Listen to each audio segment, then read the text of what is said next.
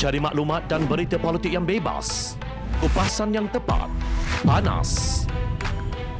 Dapatkannya secara eksklusif hanya di Jom Channel. Komitmen kami, pentasan berita Isnin hingga Jumaat. Berbicara dan isu semasa, kami garapkan secara langsung. Panel-panel berkaliber dan profesional. Interaktif, pandangan anda kami raikan. Jangan lupa bersama kami di setiap hujung minggu dalam edisi khas mingguan. Jom Channel, moving forward, sharing a new experience.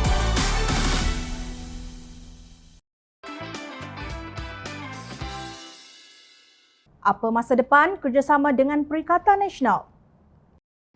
Ketua Pemuda Pakatan Harapan Howard Lee menegaskan beliau mengalu-alukan seruan untuk pragmatisme dan mengetepikan kebencian bagi menyatukan semua pihak yang berfikiran sama.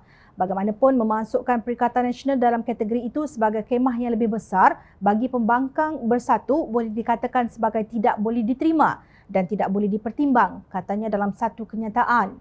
Menurut beliau, pendiriannya bukan dogmatik maupun kebencian tetapi soal kesesuaian objektif dan penjajaran agenda tak diurus. Pakatan Harapan dan Perikatan Nasional tidak mungkin memiliki pemikiran yang sama, tegasnya. Menurut beliau, dalam konteks persiapan menghadapi pilihan raya umum akan datang, Perikatan Nasional bukanlah parti pembangkang tetapi parti dalam kerajaan. Beliau mengingatkan rakan-rakan pemuda amanah yang disayanginya sama ada mereka telah melupakan pengkhianatan Perikatan Nasional terhadap mandat pengundi. Tesis pembangkang bersatu yang merangkumi Perikatan Nasional tidak akan bertahan sehingga dan melainkan Perikatan Nasional berundur daripada kerajaan, meletakkan semua jawatan menterinya atau ditendang keluar oleh Barisan Nasional dari pangkalan sokongan mereka di Parlimen, ujarnya. Beliau membangkitkan bahawa Perikatan Nasional bukan parti pembangkang, malah satu daripada gabungan membentuk kerajaan hari ini dan pernah mengkhianati mandat rakyat menerusi langkah Sheraton pada Februari 2020 yang mengakibatkan kerajaan Pakatan Harapan tumbang.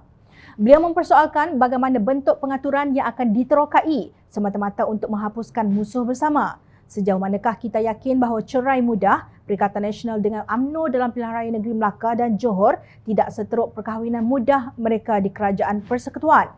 Ini kerana Perikatan Nasional kekal sebagai sebahagian daripada Kerajaan Barisan Nasional. Pada masa yang sama, beliau menafikan dakwaan bahawa tiada usaha serius dilakukan untuk membincangkan Pakatan Pilihan Raya. Hakikatnya ialah percubaan berbilang dan berulang kali tidak membuahkan hasil memang dibuat untuk berbincang dengan parti pembangkang lain.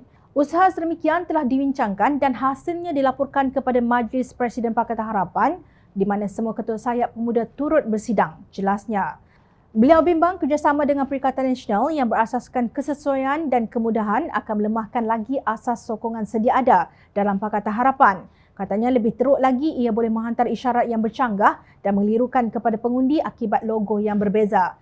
Bayangkan tidak meletakkan calon bertanding menentang arkitek pengurusi langkah Sheraton Perikatan Nasional Tan Sri Mahidin Yassin di Pagoh atau Timbalan Presiden Bersatu Datuk Seri Ahmad Faizal di Tambun dan meminta penyokong kita mengundi mereka dan bukannya UMNO atau Barisan Nasional.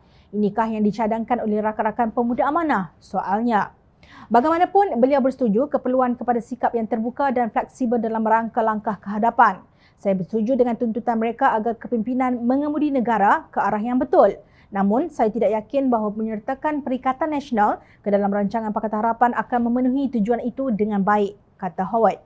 Terdahulu dalam kenyataan bersama, 6 ketua pemuda amanah menyarankan Pakatan Harapan bekerjasama dengan Perikatan Nasional termasuk parti berfikiran sama seperti Pejuang dan Muda berdepan pilihan raya umum ke-15 berikutan kekalahan teruk pada pilihan raya negeri Johor Sabtu lalu. 6 ketua pemuda amanah bahagian itu ialah Zulhafiz Zulkifli Lembah Pantai, Hafizuddin Razian Kepung, Muhammad Nur Fadil Bandar Tun Razak, Syekh Huzaifah Bukit Bintang, Haripra Lazwardi Batu dan Raja Haziq Ceras. Ketua Pemuda Amanah Nasional Hasbi Muda ketika dihubungi Jom Channel berkaitan dengan cadangan.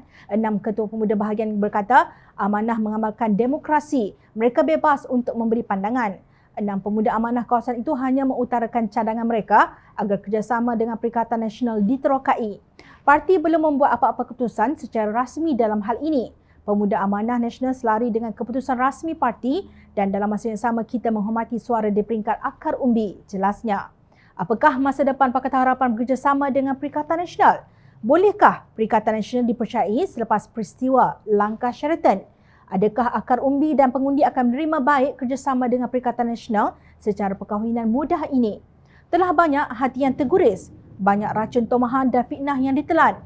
Cubalah kita fikirkan langkah alternatif untuk memenangi hati rakyat. Misalnya, Pemuda Pakatan Harapan mendekati rakyat secara berterusan, tidak kira tua mahupun muda. Tidak kira walaupun tarikh pilihan raya umum belum diketahui. Maknanya sekarang, bagaimana caranya? Itu yang anda perlu terokai. Jangan 2 kali digigit ular yang sama di lubang yang sama. Ingat, rakyat sentiasa memerhati.